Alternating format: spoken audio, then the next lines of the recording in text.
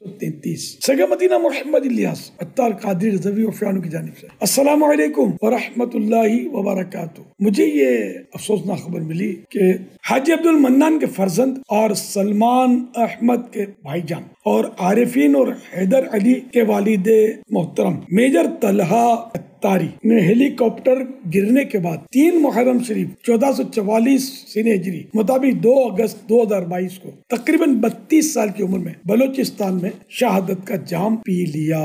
انا للہ و انا الیہ راجعون۔ میں تمام سوگواروں سے تعزیت کرتا ہوں اور صبر و ہمت سے کام لینے کی تلقین۔ الحمدللہ رب العالمین والصلاة والسلام علی خاتم النبیین یا رب المصطفیٰ جل جلالہ وصلی اللہ علیہ وآلہ وسلم۔ میجر طلحہ عطاری ولد عبد المنان کو غریق رحمت فرما۔ اللہم آمین۔ یا غفار الذنوب، اے گناہوں کی مغفرت فرمانے والے رب غفار، ان کے تمام چھوٹے بڑے چھپے ظاہر جانے انجانے ہونے والے گناہ معاف فرما۔ اللہم آمین۔ الہ العالمین، انہیں اپنے جبار رحمت پہ جگہ نصیب فرما۔ اللہم آمین۔ یا ارحم الراحمین، اے سب سے بڑھ کر رحم فرمانے والے، ان کی قبر جنت کا باغ بنے، رحمت کے پھولوں سے ڈھکے، تحت نظر وسیع ہو جائے۔ اللہم آمین۔ یا کاشف الغم، اے رنج و غم دور فرمانے والے، ان کی قبر کی گھبراہٹ، وحشت، تنگی اور اندھیرا دور فرما۔ اللہم آمین۔ یا رب مصطفیٰ، نور مصطفیٰ کا صدقہ ان کی قبر تا حشر جگمگاتی رہے، روشن کر قبر بے کسوں کی، اے شمع جمال مصطفی تاریکی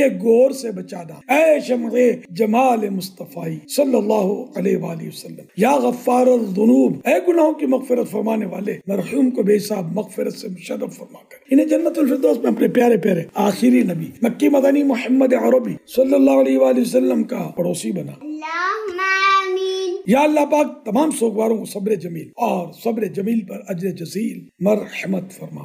اللہم آمین۔ یا ذل جلال والاکرام، اے عظمت و عزت والے، میرے پاس جو کچھ ٹوٹے پھوٹے اعمال ہیں اپنے کرم کے شان نشان ان پر اجر عطا فرما۔ اللہم آمین۔ یہ سارا اجر و ثواب جناب رسالت مآب صلی اللہ علیہ وآلہ وسلم کو عنایت فرما۔ اللہم آمین۔ بوسیلہ خاتم النبیین صلی اللہ تعالی علیہ وآلہ وسلم یہ سارا ثواب مرحوم میجر طلحہ عطاری ولد عبد المنان سمیت ساری امت کو عنایت فرما۔ اللہم آمین بجاہ خاتم النبیین صلی اللہ علیہ وسلم۔ نماز روزہ کی پابندی کرتے رہیے، مدینہ چینل دیکھتے رہیے، اپنی اچھی نیتیں ضرور بھجوائے گا، ہمت رکھیے گا۔ بے حساب مغفرت کی دعا کا ملتجی ہوں۔ 5 محرم شریف 1444 سن ہجری مطابق 4 اگست 2022 کو یہ پیغام ریکارڈ کیا۔ صلو علی الحبیب صلی اللہ علیہ محمد۔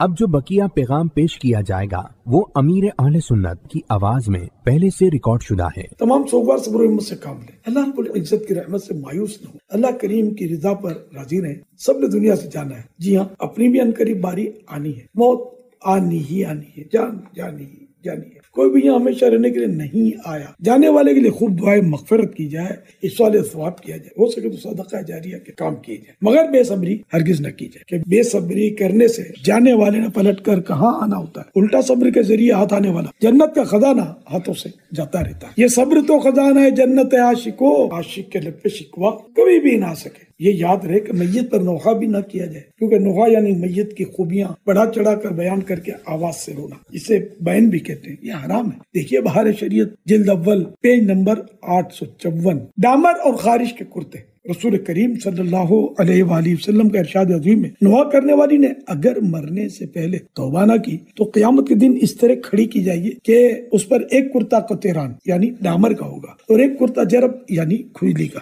حوالہ مسلم شریف صفحہ 465، حدیث نمبر 934۔ یا اللہ پاک تیری پناہ۔ شرح حدیث، ڈامر میں آگ جلد لگتی ہے اور سخت گرم بھی ہوتا ہے۔ جرب وہ کپڑا ہے کہ جو سخت خارش میں پہنایا جاتا ہے۔ معلوم ہوتا ہے کہ نوحہ کرنے والی پر بروز قیامت خارش کا عذاب مسلط ہوگا، کیونکہ وہ نوحہ کر کے لوگوں کے دل غمگین اور زخمی کرتی تھی، تو قیامت کے دن اسے خارش سے زخمی کیا جائے گا۔ اس سے یہ بھی معلوم ہوا کہ نوحہ خواہ عملی ہو یا قولی یعنی اپنے انداز سے، اعضاء سے یا زبان سے جس طرح بھی کیا جائے سخت حرام ہے، کیونکہ اکثر عورتیں ہی نوحہ کرتی ہیں۔ اس لیے حدیث پاک میں عورت کا تذکرہ ہوا ہوگا، ورنہ مرد بھی اگر نوحہ کرے گا تو اس کے لیے بھی اسی طرح کا عذاب ہے۔ دیکھیے میرات المناجی جلد 2 پیج نمبر 503۔ یا اللہ پاک تیری پناہ۔ اے سوگوارو، اگر آپ میں سے کبھی زندگی میں کسی نے نوحہ کیا ہو تو توبہ کر لیجیے۔ یا اللہ پاک میری توبہ کر لے توبہ، رب کی رحمت ہے بڑی، حشر میں ورنہ سزا ہوگی کڑی۔ اے غمزدو، بہرحال ہمیں دنیا سے جانے والے سے اپنی موت کی یاد کا سامان کرنا چاہیے۔ فرمان مصطفیٰ صلی اللہ علیہ وآلہ وسلم ہے، السعید من وعظ بغیرہ، یعنی سعادت مند وہ ہے جو دوسروں سے نصیحت حاصل کرے۔ حوالہ ابن ماجہ جلد اول پیج نمبر 34 حدیث نمبر 46۔ تو اے غم کے مارو، ہمیں اپنی آخرت کی تیاری مزید بڑھانی چاہیے۔ روز تو لوگوں کی اموات ہو رہی ہیں، ڈیلی نہ جانے کتنے لوگ دنیا سے چلے جاتے ہیں۔ آپ کے یہاں جو میت ہوئی بے شک صدمے کا باعث ہے اور عزیزوں پر رنج و غم کا پہاڑ ٹوٹا ہوگا، مگر ظاہر ہے کوئی دنیا میں ہونے والی یہ نئی چیز نہیں ہے۔ ایک دن ان فوت ہونے والوں کی لسٹ میں اپنا نام بھی آنے والا ہے۔ آج لوگ ہمیں جناب کہتے ہیں، مگر کل مرحوم کہا کریں گے۔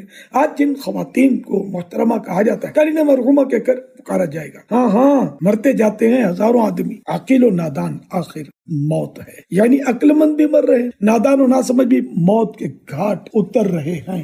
بارہا علمی تجھے سمجھا چکے، مان یا مت مان، آخر موت ہے، ایک دن مرنا ہے، آخر موت ہے، کر دے جو کرنا ہے، آخر موت ہے۔ صلو علی الحبیب صلی اللہ علی محمد۔ نماز روزوں کی پابندی کرتے رہے، گناہوں سے پاک سنت و بری زندگی گزارے، دعوت اسلامی کے دینی ماحول سے ہر دم وابستہ رہے۔ خاندان کے تمام اسلامی بھائی اپنے چہرے پر ٹھوڑی کے نیچے ایک مٹھی داڑھی سجائیں کہ داڑھی منڈانا یا ایک مٹھی سے گھٹانا حرام و جہنم میں لے جانے والا کام ہے۔ معاذ اللہ، اب تک جس نے داڑھی منڈائی ہو یا ایک مٹھی سے گھٹائی ہو، اس پر واجب ہے کہ فوراً توبہ کرے اور پکا عہد کرے کہ نہ اب داڑھی کٹے نہ ایک مٹھی سے گھٹے۔ انشاءاللہ مردوں کے لیے زلفیں رکھنا سنت ہے۔ اللہ رب العزت کے پیارے پیارے آخری نبی مکی مدنی محمد عربی صلی اللہ علیہ وآلہ وسلم نے کبھی آدھے کان مبارک تک، کبھی پورے مبارک کان تک اور کبھی مبارک کندھوں تک بال شریف بڑھائے۔ ذہن نصیب اس سنت پر بھی عمل کی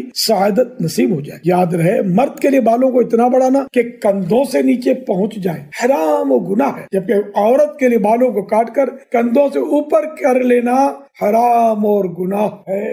مزید تفصیلات کے لیے فتح رضویہ شریف جلد 21 پیج نمبر 600 دیکھ لیجئے۔ ہر جمعرات کو اچھی اچھی نیتوں کے ساتھ دعوت اسلامی کی سنتوں بڑے اجتماع میں شروع سے آخر تک شریک ہوں، وہاں رات بھی گزاریں، وہیں سوئیں، تہجد کی سعادت حاصل کریں، رقت انگیز دعائیں تہجد کی بھی برکتیں لوٹیں۔ سنت سیکھنے سکھانے کے لیے ہر ماہ کم از کم 3 دن مدنی قافلے میں عاشقان رسول کے ساتھ سنتوں بڑا سفر اختیار کریں۔ گھر کی تمام عیسائی بہنیں ہر بدھ کو دوپہر کے وقت ہونے والے دعوت اسلامی کے علاقائی سنتوں بڑے اجتماع میں شروع سے آخر تک شریک ہوں۔ گھر کے تمام افراد اچھی اچھی نیتوں کے ساتھ روزانہ اپنے اعمال کا جائزہ لے کر مکتبۃ المدینہ کے نیک اعمال نابی رسالے میں دیے ہوئے خانے پر کریں، اور ہر ماہ پہلی تاریخ کو اپنے یہاں کے دعوت اسلامی کے شعبہ اصلاح اعمال کے ذمہ دار کو جمع کروائیں۔ انشاءاللہ الکریم تقویٰ کا انمول خزانہ ہاتھ آئے گا اور عشق رسول کے چھلکتے جام نصیب ہوں گے۔ ہر ہفتے سوشل میڈیا اور خصوصاً مدنی مذاکرے میں مدنی چینل پر جس رسالے کو پڑھنے کا اعلان کیا جاتا ہے اسے ہر ہفتے ضرور